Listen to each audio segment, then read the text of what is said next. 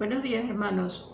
Les saludamos y le damos gracias al Señor por podernos comunicar otra vez con ustedes a través de estas enseñanzas. Seguimos estudiando el Evangelio de Mateo, la serie Los valores del reino para los discípulos. Y en esta oportunidad seguimos estudiando la oración del Padre Nuestro. Y vamos a ver la lección, la oración y las pruebas.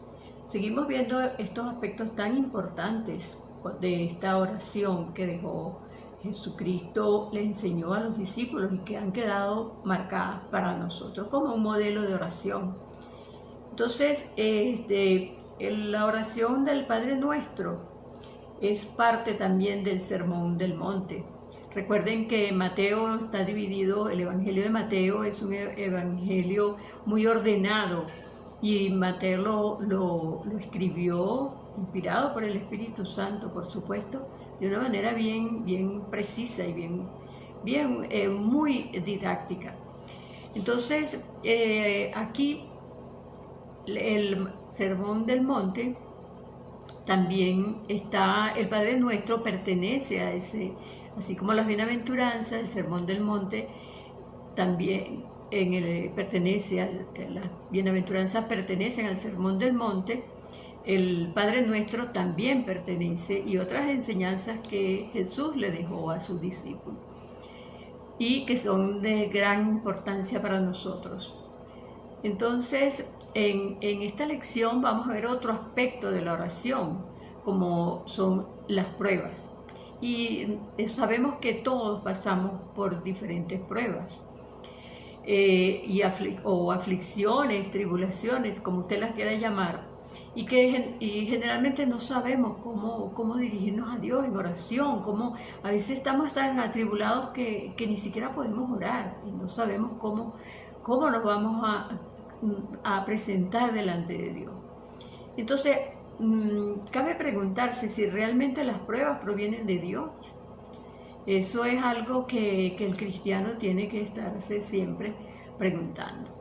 Entonces vamos a orar para que sea el Espíritu Santo quien nos dirija en esta lección. Señor Dios Todopoderoso, te damos gracias por permitirnos estas enseñanzas y que a pesar de toda la distancia que podemos tener por esta pandemia, nosotros a través de este medio podamos comunicarnos, Señor.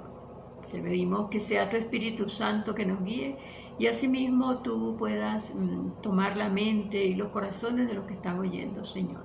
Estas enseñanzas tan importantes como es la oración del Padre Nuestro. Bueno, te damos las gracias, Señor, en el nombre de Jesús. Amén. Señor, aquí está esto en tus manos. Entonces, ¿realmente son las pruebas vienen de parte de Dios? La respuesta está en Santiago, aunque estamos estudiando el Evangelio de Mateo, ¿verdad? Pero nos vamos a referir mucho a Santiago, porque Santiago presenta todos estos aspectos de la oración de una manera muy precisa. Lo relaciona con todo lo que vamos a ver hoy, con la enfermedad, con las pruebas. Entonces vamos a leer en Santiago 1 del 2 al 3. Entonces leemos la palabra en el nombre de Jesús. Amén. Entonces en Santiago 1 del 2 al 3 dice: la sabiduría que viene de Dios. Hermanos míos, tened por sumo gozo cuando os halléis en diversas pruebas, sabiendo que la prueba de vuestra fe produce paciencia. Entonces, eso lo dice la Biblia y nosotros lo creemos, que vamos a pasar por prueba. Dios nos prueba, Él prueba a sus hijos, a los demás, a los que no son sus hijos, Él no los prueba. ¿Para qué los va a probar, verdad? Entonces, pero eso no quiere decir que no seamos ya sus hijos, o que Él nos desechó, o que Él se olvidó de nosotros, ¿verdad? Sino que estemos en pecado. No podemos relacionar que todas es por el pecado, sino que por su voluntad Él permite que pasemos por diferentes pruebas. No sabemos qué nos quiere enseñar, qué nos quiere, que podemos aprender, pero siempre vamos a pasar por pruebas. El cristiano siempre va a pasar por pruebas. Y es verdad, a nadie le gusta pasar por un sufrimiento o aflicción, pero es necesario que pasemos por esas pruebas, ya que la prueba de nuestra fe produce paciencia, lo dice la palabra.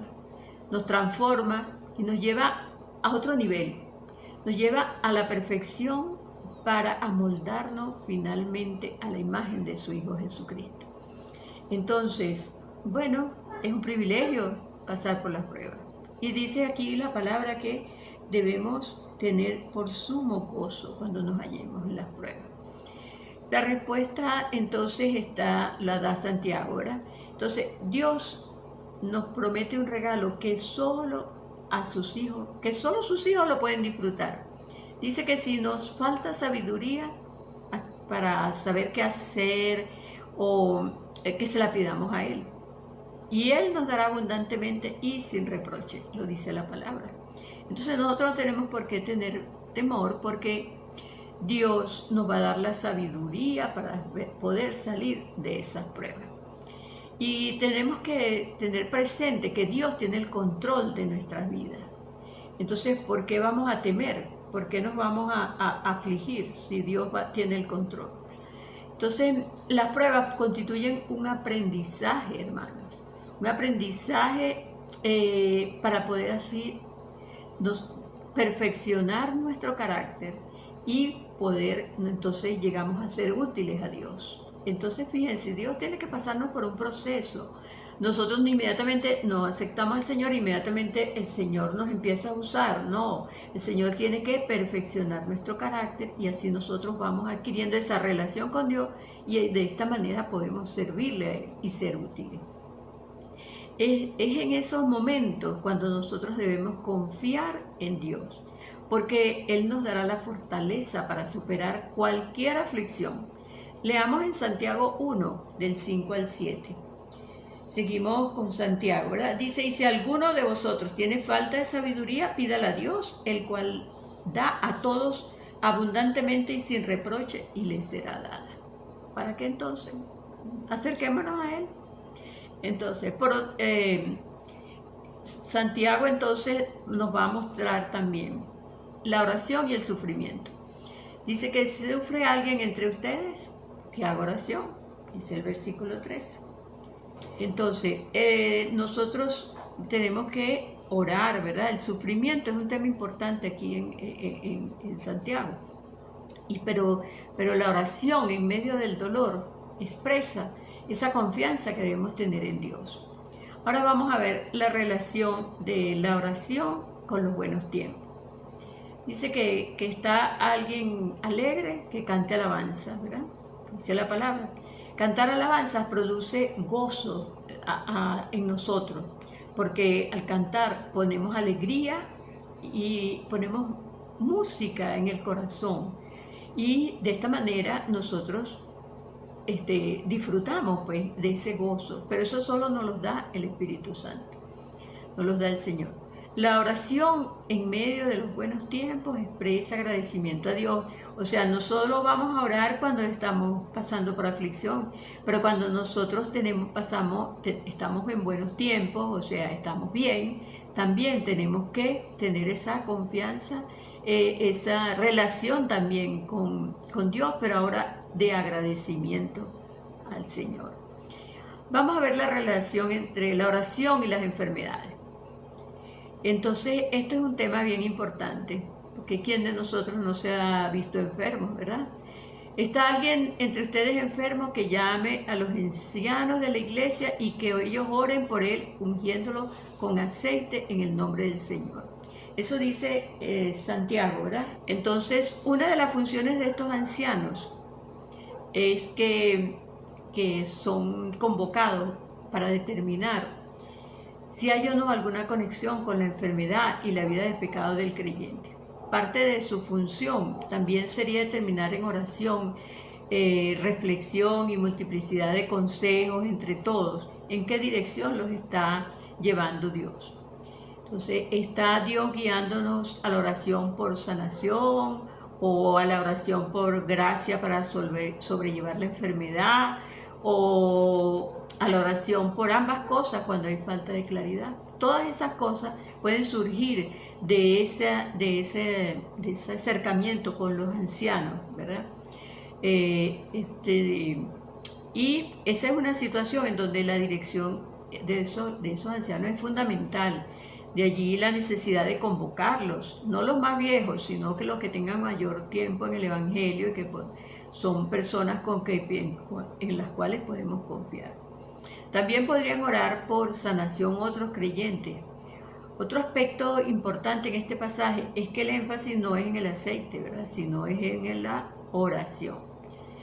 La oración se relaciona también con la enfermedad y la posible presencia de pecado en nuestras vidas. Dice que si ha cometido pecados le serán perdonados. También puede haber una relación entre la enfermedad y el pecado.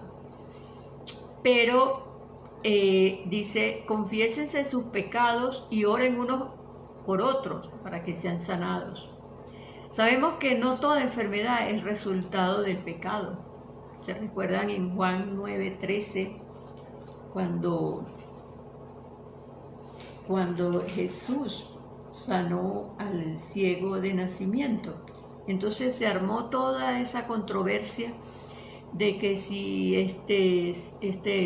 él había sanado a ese ciego de nacimiento, si quién había pecado, si los padres primero o era él, pero bueno, al final toda una controversia era para desprestigiar a Jesús.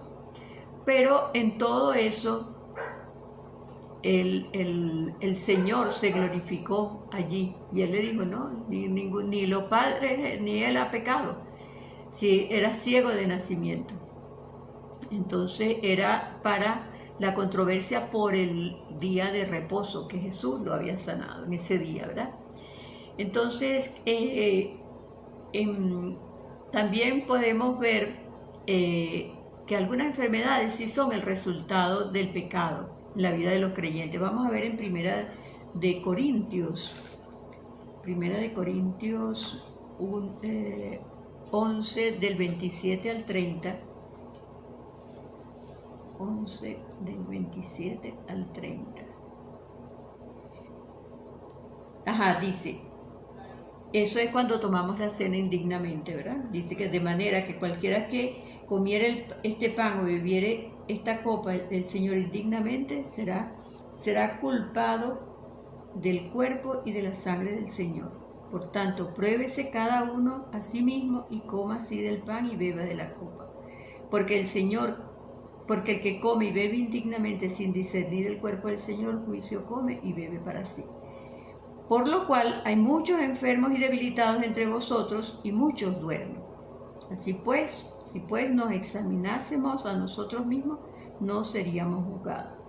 Entonces, dice que por lo cual hay muchos enfermos y debilitados entre vosotros.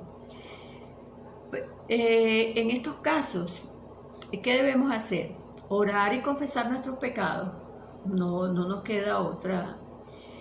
Y unos a otros para poder sanar. Dice este texto. Entonces aquí vemos que la fe sola no es suficiente para estos casos. Además tenemos que orar, tener fe en Dios y confesar nuestros pecados, caminando en santidad delante de Dios. No negamos el valor de la fe, como declara Santiago 1, 6 al 7. Entonces vamos a ver qué dice Santiago 1, 6. Dice, pero pida con fe no dudando nada, porque el que duda es semejante a la onda del mar, que es arrastrada por el viento y echada de una parte a otra. Entonces nosotros vemos que hay que tener fe en Dios, confesar nuestros pecados y caminar en santidad delante de Dios. La fe, de todos modos, no es una garantía de sanación, porque tienen que ir en conjunto todas esas cosas, y lo más importante es que el creyente debe tener confianza en Dios para resolver cada uno de sus problemas, pero conforme a ¿qué? A la voluntad de Dios, porque Dios es el que tiene la última palabra. Entonces, habíamos visto en la clase pasada que el propósito de la oración es establecer una relación íntima con el Señor para poder escuchar lo que Él quiere decirnos. Y hermanos, seguimos insistiendo en esto porque es lo más importante de la oración. Poder discernir lo que es el carácter de Dios. Escudriñar su corazón y para poder comenzar a entrar en sus propósitos y poder entender cuál es su voluntad, experimentar su poder y participar en su gloria. Esto lo tomé del hermano del doctor Miguel Núñez. Pero eso es, nosotros tenemos que discernir cuál es la voluntad de Dios, cuál es qué es lo que nos conviene, porque fíjense que nosotros podemos estar orando, pero si no recibimos de allá para acá, qué es lo que nos está respondiendo el Señor, no hacemos nada. No tenemos que afinar ese oído a escuchar la voz de Dios. ¿Cómo nos puede hablar el Señor? Nos puede hablar a través de su palabra, nos puede hablar a través de un siervo y nos habla a través de su Espíritu Santo. No es que, yo nunca he oído esa voz del Señor, digamos, audible, pues, pero sí a través del Espíritu Santo nosotros podemos discernir, oye, esto me está diciendo el Señor que no me conviene. Pero, todo ese conjunto, la fe, pedirle la sabiduría, la guiatura del Espíritu Santo, la palabra, todo eso nos hace discernir cuál es la voluntad de Dios. No solamente pedir y ya, ay, Señor, este es el hombre con quien me quiero casar, o el hombre le puede decir, esta es la mujer con la que me quiero casar y la voy a poner en tus manos y ya. Entonces, así no son las cosas. Nosotros deberíamos recapacitar en la forma en que venimos orando, especialmente cuando estemos pasando por las diferentes pruebas. En conclusión, podemos ver que a través de la palabra, que por encima de nuestra voluntad y aún por encima de toda nuestra fe está la voluntad soberana de Dios. A la luz de todo el consejo de Dios, sabemos que la oración es importante, no solo en el caso de la enfermedad, sino en nuestro diario vivir es la oración, ¿verdad? Pero también la fe juega un papel muy importante, pues, en las intervenciones de Dios. Pero la incredulidad también juega un rol muy importante en el actuar de Dios. Por eso debemos pedir perdón a Dios por nuestra incredulidad. De este modo podemos deducir que la presencia de pecados en nuestra vida puede ser la causa determinante de enfermedades en algunos casos, y que la confesión unida a la oración puede lograr la sanación. Bueno, hermanos, por el sacrificio de Jesús y su gracia inmerecida podemos acercarnos confiadamente al trono de la gracia, como dice Hebreos 4:16, con la certeza de que Él nos oye. A la vez, ese mismo sacrificio nos capacita para vivir nuestra vida en santidad y justicia, y nuestro Dios se deleita en la oración de los rectos. Como dice Proverbios 15:8, no me canso de repetirlo. Para el Señor es un gozo la oración de los justos, pero es abominación a Él el sacrificio de los impíos.